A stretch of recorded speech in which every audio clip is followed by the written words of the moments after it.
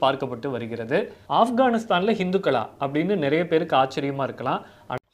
ஆப்கானிஸ்தான் வெளியுறவு அமைச்சர் ஆப்கானிஸ்தானில் இருந்த ஹிந்துக்களும் சீக்கியர்களும் மறுபடி ஆப்கானிஸ்தானுக்கு வந்து வணிகம் செய்யணும் அப்படின்னு சொல்லி கேட்குறாங்க. பாகிஸ்தான் நம்ம பிரித்து கொடுத்த நாடு தானே, அண்ணன் தம்பி தானே, எந்தவித மாற்று கருத்தும் கிடையாது. பங்களாதேஷும் அண்ணன் தம்பி தானே, எந்தவித மாற்று கருத்தும் கிடையாது. நான் உங்கள் வீட்டுக்கு வந்தா என்னைய கொல்றதுக்கா பாப்ப? அதே மாதிரி நான் என் வீட்டில் இருக்கும்போது மதங்கிற சாயல் வச்சு என்னை கொல்றதுக்கா பாப்ப?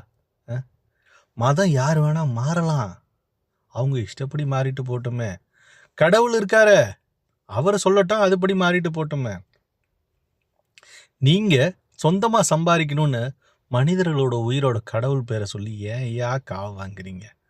அன்பாக இருந்துட்டு போகுமே. நானும் நீனும் ஒன்று சேர்ந்தா அப்படின்னா உலகத்திலேயே அன்பான நாடாக நம்ம 2 பேரும் இருப்போம். அதை ஏன் புரிஞ்சிக்க மாட்டேங்கிறீங்க ஜென்சியும் நெப்போட்டிசம் கிட்ஸும்?